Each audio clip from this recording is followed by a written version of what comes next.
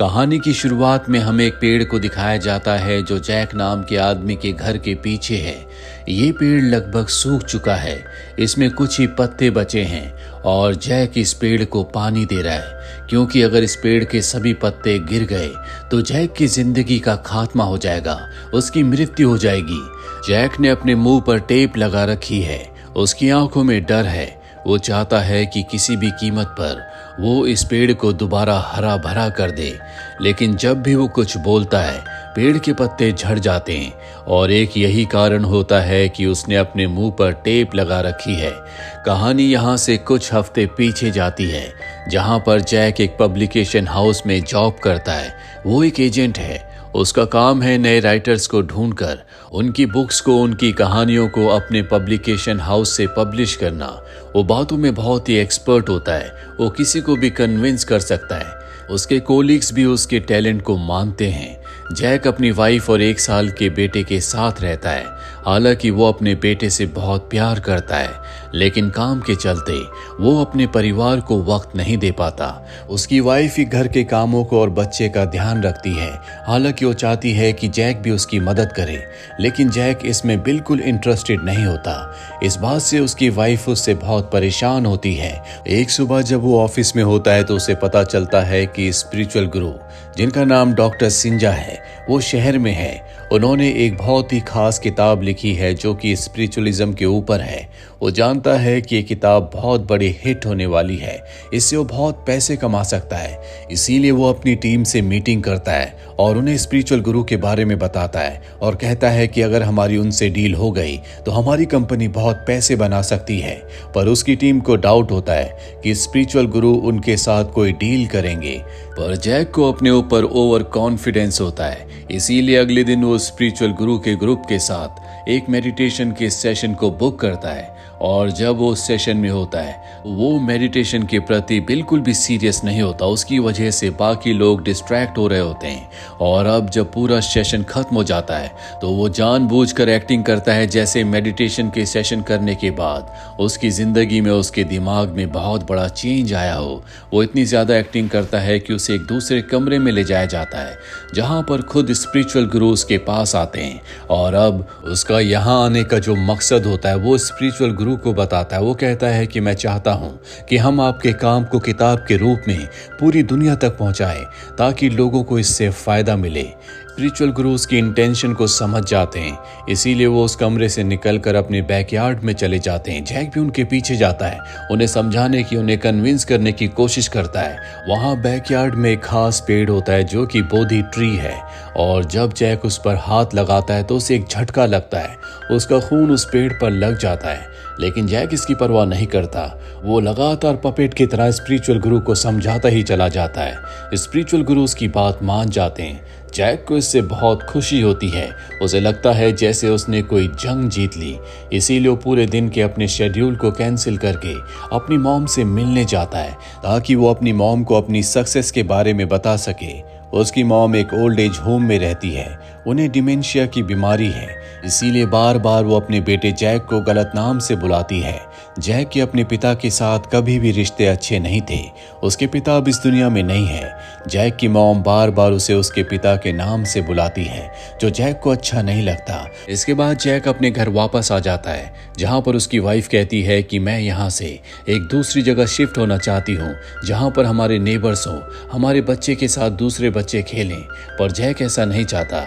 दरअसल इनके आसपास कोई घर नहीं होता और तभी एक ब्लास्ट की आवाज आती है और जब जैक बाहर जाता है तो देखता है कि उसके बैकयार्ड में एक बहुत बड़ा पेड़ लगा हुआ है। वो अपने गार्डनर को बुलाता है और कहता है कि तुमने इतना बड़ा पेड़ क्यों लगाया। उसका गार्डनर कहता है कि मैंने ये नहीं किया और तभी जैक उस पेड़ को पहचान लेता है। वो कहता है कि स्पिरिचुअल गुरु के बैकयार्ड में यही पेड़ था, शायद उन्होंने मुझे ये पेड़ गिफ्ट किया है, आज से तुम इसका भी ध्यान रखो। और जैसे जैक ये कहता है पेड़ से 2 पत्ते झड़ जाते हैं। इसके बाद ऑफिस में जैक को बताया जाता है कि स्पिरिचुअल गुरु ने अपनी बुक हमें भेजी है।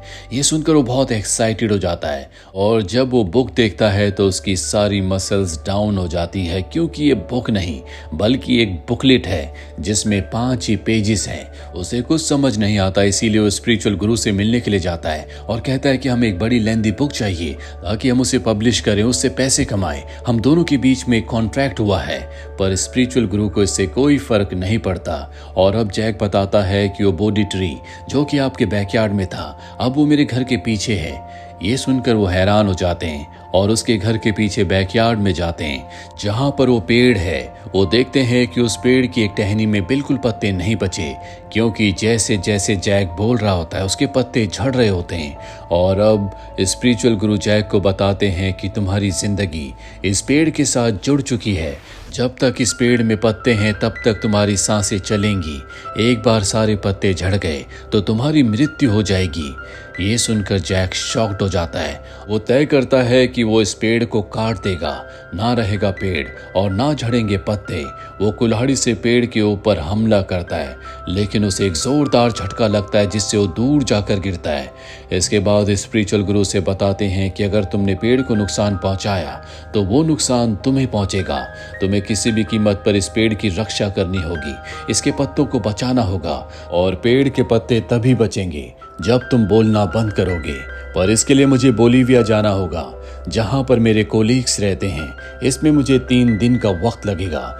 ये कहकर स्पिरिचुअल गुरु वहां से चले जाते हैं और अब रात को जैक को एक नाइटमेयर आता है जिससे वो डर कर उठ जाता है। इसके बाद वो अपनी वाइफ के लिए एक नोट लिखता है, क्योंकि अगर वो बोला तो पेड़ के पत्ते झड़ जाएंगे। पर उसे जल्दी एहसास हो जाता है कि जो कुछ वो लिख रहा है उससे भी पेड़ के पत्ते झड़ रहे हैं। इसके बाद वो ऑफिस के लिए निकल जाता है। वो बरिस्ता में जाता है जहां पर वो कॉफी ऑर्डर करना चाहता है। ना तो वो बोल सकता है ना ही लिख सकता है, इसीलिए उसे कॉफी का गलत ऑर्डर मिल जाता है।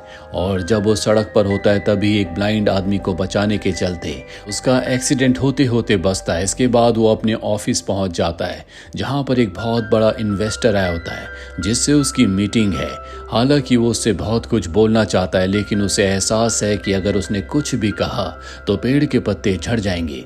और जैक यहाँ पर मजबूर होता है और जैसे वो ऐसा करने की कोशिश करता है तो हमें पेड़ के ऊपर 2 गिलहरियों को चढ़ते हुए दिखाया जाता है, जिससे उसे गुदगुदी होना शुरू हो जाती है, क्योंकि जो कुछ पेड़ में हो रहा होता है वही वो फील कर रहा होता है। उसकी जिंदगी पेड़ से जुड़ चुकी है।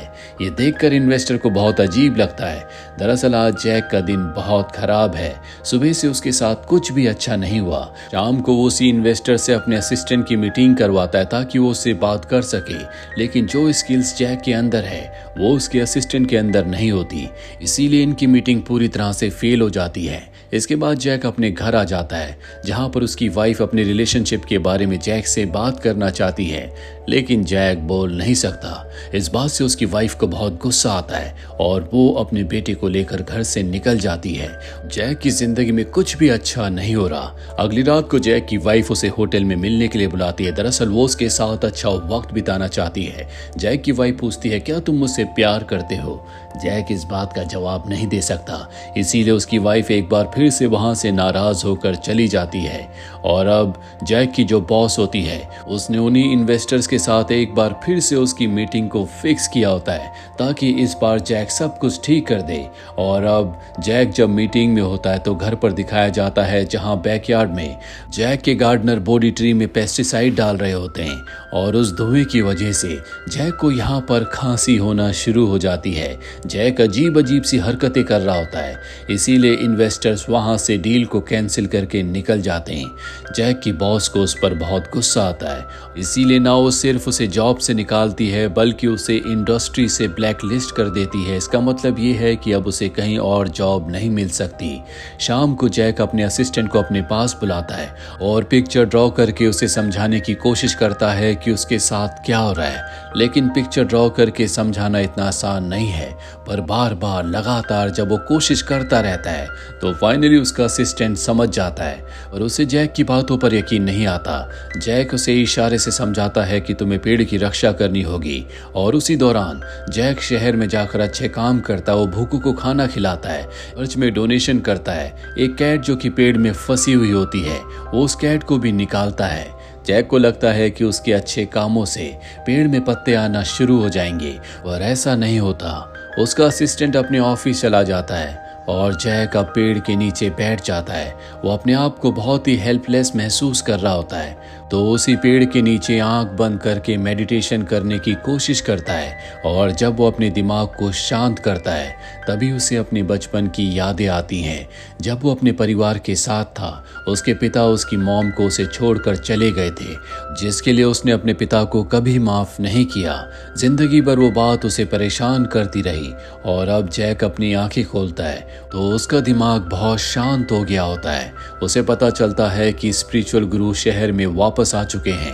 वो उनसे मिलने के लिए जाता है, जो उसे बताते हैं कि मैंने तुम्हारी सिचुएशन के बारे में कई लोगों से डिस्कशन किया, लेकिन किसी को आइडिया नहीं है कि तुम्हारे साथ क्या हो रहा है। जैक इस बात से बहुत परेशान हो जाता है और अब स्पिरिचुअल गुरु से कहते हैं कि तुम्हें अपने अंदर झांकना होगा। तुम हमेशा झूठ बोलते हो। तुमने अपनी वाइफ को कभी दो प्यार के शब्द तक नहीं कहे। तुम्हारे आसपास ऐसे लोग हैं जो तुम्हें प्यार करते हैं, लेकिन तुम हमेशा अपने स्वार्थ के लिए उनसे बात करते हो। जैक कहता है कि मैं रोज अपनी वाइफ को 2 बार आई लव यू कहता हूँ। वो कहते हैं कि वो सिर्फ शब्द है, उनमें कोई फीलिंग्स नहीं है। तुम्हारे शब्द पेड़ के झड़े हुए पत्तों की तरह हैं, जिनकी कोई वैल्यू नहीं है। तुम्हें अपने अंदर से झूठ को, ईर्ष्या को, लालच को, सबको खत्म करना चाहिए। हो सकता है इसके बाद तुम्हें कोई रास्ता दिख जाए। जैक अब बहुत ज्यादा फ्रस्ट्रेट हो चुका है। वो बहुत शराब पीकर अपने घर आता है। दरअसल अब वो अपनी जिंदगी का खात्मा करना चाहता है, पर उसका असिस्टेंट वहां पर होता है जो उसे ऐसा करने से रोकता है और उसके मुंह पर टेप लगा देता है। वहीं बाहर हमें पेड़ को दिखाया जाता है जिसकी एक ही टहनी पर अब पत्ते बचे हैं, और अगर ये पत्ते झड़ गए तो जैक की भी मृत्यु हो जाएगी। अगली सुबह जैक की जब आंखें खुलती है तो बाहर जाता और देखता है कि पेड़ पर अब कुछ ही पत्ते बचे हैं। वो समझ जाता है कि आज उसका आखिरी दिन है, इसीलिए वो अपनी वाइफ के पास जाता है और कहता है कि मैं तुमसे और अपने बेटे से बहुत प्यार करता हूँ। इसके बाद वो एक स्ट्रगलिंग राइटर से मिलने के लिए जाता है जो जैक को पिछले कई महीनों से चेज कर रहा था। जैक ने उससे पहले कई वादे किए थे।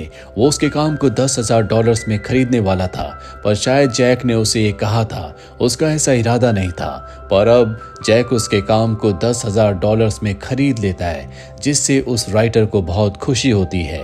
अब जैक बीच पर जाता है जहां पर उन लोगों को देखता है जो अपनी जिंदगी जी रहे होते हैं। वहां पर एक ओल्ड कपल भी होता है। वो इस उम्र में भी एक दूसरे से बहुत प्यार करते हैं। वो अपनी मॉम से मिलने जाता है। उसकी मॉम एक बार फिर से उसके डैड के नाम से उसे बुलाती है, जो सुनकर जैक को बहुत गुस्सा आता था, लेकिन अब वो गुस्सा नहीं करता। अपनी मॉम की बातों को ध्यान से सुनता है। उसकी मॉम कहती है कि मुझे तुम पर गर्व है। तुम एक कामयाब इंसान हो, पर तुमने अपने दिल में बहुत सारी नफरत को बसा रखा है। तुम्हें उसे निकालना होगा। मैं जानती हूँ कि तुम अपने फादर से प्यार नहीं करते, लेकिन तुम्हें उन्हें माफ करना होगा। तभी तुम अपने अंदर की नफरत को खत्म कर पाओगे और खुश रह पाओगे। जैक अपनी मॉम की बातों को ध्यान से सुन रहा होता है। वो कुछ बोल नहीं सकता, पर जाते हुए वो अपनी मॉम को आई लव यू कहता है और उस ग्रेवयार्ड में जाता है जहां पर उसके पिता को दफन किया गया था। पेड़ पर अब मात्र 3 पत्ते बचे हैं।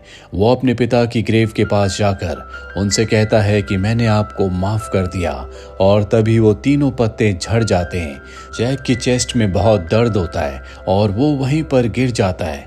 कुछ देर के बाद उसे अपने फ़ोन की रिंग सुनाई देती है, और जब वो फ़ोन रिसीव करता है तो ये उसके असिस्टेंट का फ़ोन होता है जो उसके घर के बैकयार्ड में है। वो जैक को बताता है कि पेड़ पर सारे पत्ते दोबारा आ गए। पेड़ एक बार फिर से हरा भरा हो गया। इसका मतलब ये है कि जैक का जो श्राप था वो खत्म हो चुका है। अब हमें कुछ महीने बाद का वक्त दिखाया जाता है। स्पिरिचुअल गुरु जैक को आश्रम बुलाते हैं और कॉन्ग्रेचुलेट करते हैं क्योंकि उसने किताब लिखी है जिसका नाम 1000 वर्ड्स है। ये उसकी खुद की कहानी है। उसने अपने और अपने पिता के रिश्तों के बारे में इस किताब में लिखा है। साथ ही अब वो पूरी तरह से बदल चुका है। वो अपने परिवार को टाइम देता है और अपनी जिंदगी में बहुत खुश है। उस पेड़ की वजह से वो समझ पाया कि जिंदगी कितनी प्रेशियस है, जिंदगी एक तोहफा है, उसे खुश रहकर जीना चाहिए। वही बोलना चाहिए जिसे तुम फील करते हो, जिससे दूसरों का भला हो सके, ना कि वो शब्द जिसमें स्वार्थ हो, जो सिर्फ अपने लिए बोले जाएं, भले दूसरे का कितना भी नुकसान क्यों ना हो जाए। तो ये थी पूरी कहानी इस फिल्म की। उम्मीद करते हैं कि ये कहानी आपको पसंद आई होगी।